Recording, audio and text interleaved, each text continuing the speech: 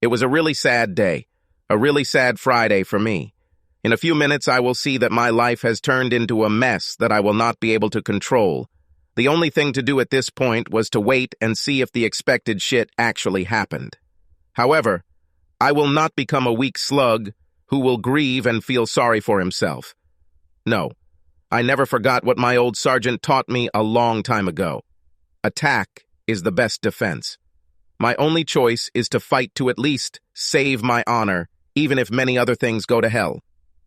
Yesterday, I received some information that gave me enough time to be well prepared for the upcoming events.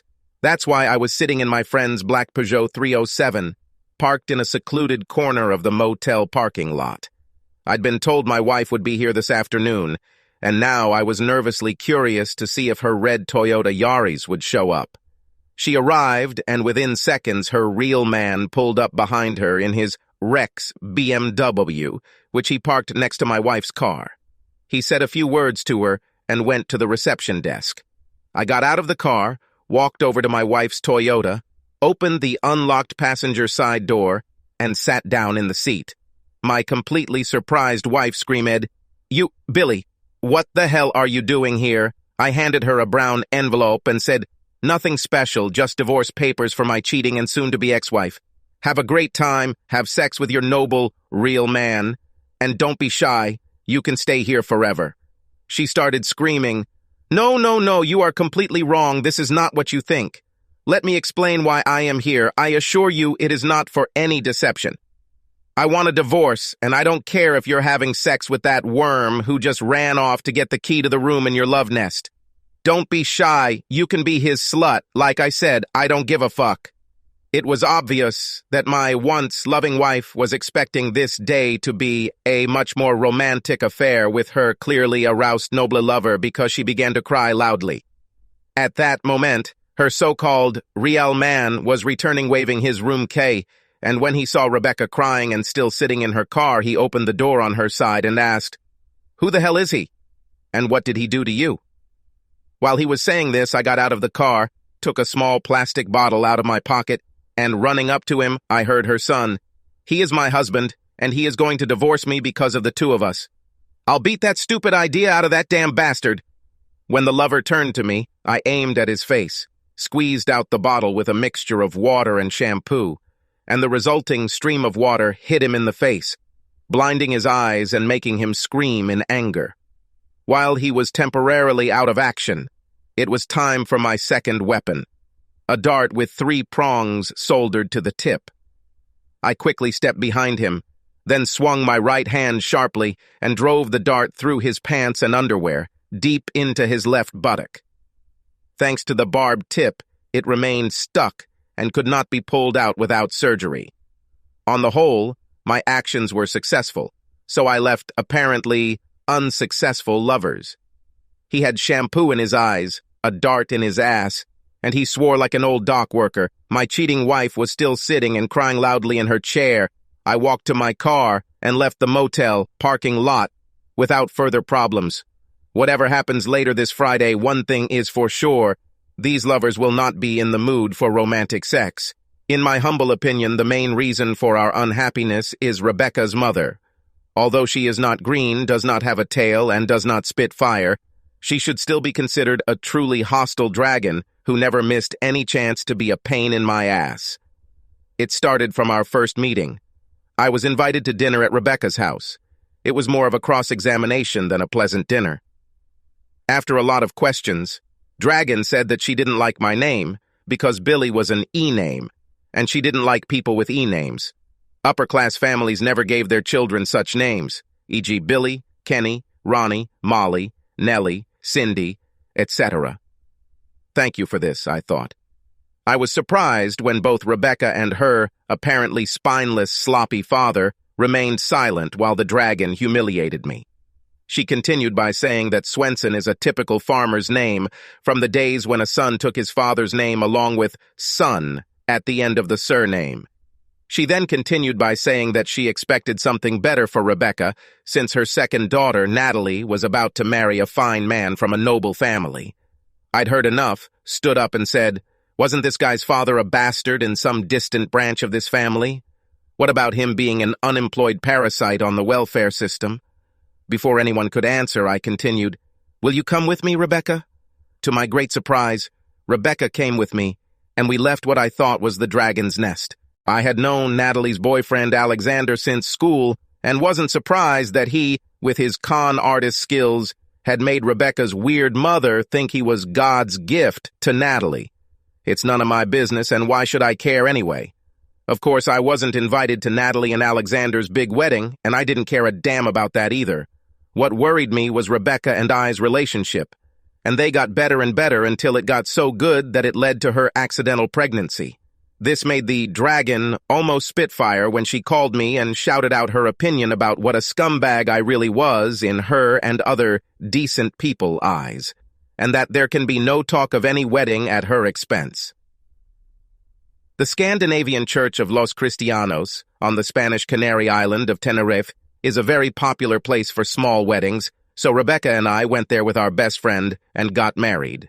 Both Rebecca and I found great jobs in a town 210 kilometers from our hometown, so I had minimal contact with her mother, who spent all her efforts and a lot of money on Natalie and Alexander. The following years were good for Rebecca, me and our 2 children. We made good money, bought a nice house, and made many friends in our new hometown. Our sex life was still good. Thanks to the distance, I had minimal interaction with Rebecca's family, because her parents never visited us, and when we returned to our hometown to see my family, Rebecca visited hers. Finally, even Alexander had enough of the dragon that we shared with him like a mother-in-law. To everyone's surprise, he succeeded in his work and happily accepted the promotion, which included moving to a new place 280 kilometers away. After some arguing with Natalie, he gave her a simple choice: accept the move or get a divorce. She followed him to his new place of work. Now the dragon remembered that she had a daughter named Rebecca and began calling her daily. After a while, Rebecca, without knowing it, began to treat me colder. The calls centered on more whining about what I did, didn't do, or should have done, and more crap about how great things were going for Natalie and Alexander. Our relationship didn't improve when I told Rebecca that the main reason Alexander left was to stay away from the hostile dragon that was his mother-in-law. Trouble never comes alone, and Rebecca's feelings towards me grew even colder when a new guy, also from some side branch of a noble family, started working with her. Pretty soon, Rebecca started describing him as a sort of Superman, or at least a real man. He was married to a nurse, but his wife was in Tanzania, Africa, volunteering as a nurse at some health center, and had about 3 months left on her trip. The real man and his wife intended to buy a house when she returned, but for now he lived in our city, renting a room in the house of his wife's married sister. Rebecca really annoyed me when she compared my deeds, my vocabulary, and even my clothes to that real man at her job. There is no need to say who ultimately emerged victorious in these comparisons. Even though Rebecca and I were still having sex, my attempts were often met with comments like, "Here we go again?" and "Don't you ever have enough?" If it weren't for our children and Rebecca's many positive qualities, I would have left her long ago. But she was obviously loyal, a good mother, loved to cook, kept herself in good shape, and we worked well together, keeping the house clean and the garden beautiful. If she had not started her nagging and other sour remarks towards me, she would still be the dream wife for me. Of course, I wasn't a weakling who accepted all her crap without also telling her my opinion. This added to our problems, such as one evening when our children were sleeping. "I would really like you to be more like my colleague," Rebecca said. "If you're in love with this scammer, why don't you file for divorce and become his whore? But as long as we are married, I will never accept any deception. Have sex with this asshole behind my back, and be sure that I will teach him that although you may act like a cheap whore, your services will have a high price." Rebecca started screaming hysterically. "You're a bastard! What the hell did you just say about me? How dare you call me a whore? Be sure you pay for it!" "Wouldn't it be better for your clients to pay?" I shouted back. Before she could say anything unpleasant, 2 frightened and crying children approached us, and I began to do my best to calm them down. The outbreak was followed by 2 very cold weeks. The first weekend she and our kids went to visit her parents, and then the next weekend when Natalie and Alexander came to visit Yus, Rebecca played the good wife and was kind to me until our guests left on Sunday morning. As we waved goodbye to them, she said, "Don't be so naive as to expect any favors from me." The following Thursday, everything started to fall apart when one of Rebecca's co-workers called me at work, and after a brief introduction, she got straight to the point. "We have a new, very charming guy at work, and 3 of his employees are competing in seduction. Your wife, me, and another unmarried girl. Although we begged your wife to leave it, as she is already married to a good man, she refused to listen to us. And now she's damn proud and boasts that she won our competition and will go to the motel with him tomorrow after lunch. I thanked her and convinced her to keep the call a secret, so I could do something about our problem." Returning home after work, I watched Rebecca and felt that she was a little more cheerful than usual. After the phone call, I started thinking about what the old sergeant said during my time in the Army. He was a big fan of the Apache warriors of the old Arizona Territory and their tactics of surprise, attack, and then disappear. I had no street fighting experience, so my only chance of winning was to do as those old warriors did. Rebecca was showing off to me a real man's black belt in some Japanese combat sport, so the element of surprise was very important. Pepper spray would be great, but it's banned and unavailable in this country, so I had to find a simple alternative. A small plastic bottle of hair shampoo and water would be my weapon, and it worked well after a painful ordeal in my own eyes. The sergeant told us a lot about how surprisingly effective, silent, barb-tipped arrows from a well-hidden ambush were at creating fear among soldiers during the Arizona frontier wars. Of course, I couldn't use a bow and arrow against Rebecca's lover, but the idea led me to my little workshop in the basement. I took the nearest thing that was available, a dart. By soldering 3 1-centimeter-long pieces of sewing needles at a slight angle around the tip of the dart, I created a serrated tip. Hopefully it will be difficult to remove some soft parts of the body without hospital surgery. I didn't have the slightest desire to test this weapon on myself. After some thought, I had a simple plan without having to buy complex equipment for my activities. The divorce papers issued to Rebecca and her lover, blinded for a few seconds, will give me time to stick a barbed dart into his ass. I doubted that he would continue to be interested in sex with my slut wife, at least as long as he had that dart in his ass. The next morning, Rebecca put on a rather sexy dress, but I pretended that I didn't see anything strange about it and avoided commenting at all costs. We were both acting normal on Friday morning. At my job, I swapped cars for the day with my co-worker and good friend Eric. We did this often when he wanted my Volvo V70 instead of his own, smaller Peugeot 307. I went to the court this morning to get divorce forms and filled one out in my office. After some searching, I was able to contact the charity's head office in Tanzania and obtain the email address of Rebecca's lover's wife. During my lunch break, I drove to Rebecca's work and found both her and her lover's car still in the parking lot. They apparently had lunch at a nearby restaurant before heading to the motel, so I bought a couple of hot dogs and went to the motel to wait for them.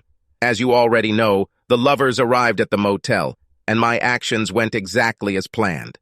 Thus, my time in the Army was not completely wasted, and I felt grateful to the old sergeant. At 3:30, my home phone rang, and the same female voice that told me yesterday about Rebecca's trip to the motel asked me, "Did you go to the motel today and see what you expected to see?" "Thank you for calling. Yes, I was there, but your colleagues were not happy to see me. I tried to cheer up my wife with divorce papers, but for some reason this gift did not make her happier. This man threatened to hit me, so I had to defend myself, and he got some damage to his butt. I guess my wife took him to the hospital. It wasn't a very romantic date, at least in my opinion." "This is true?"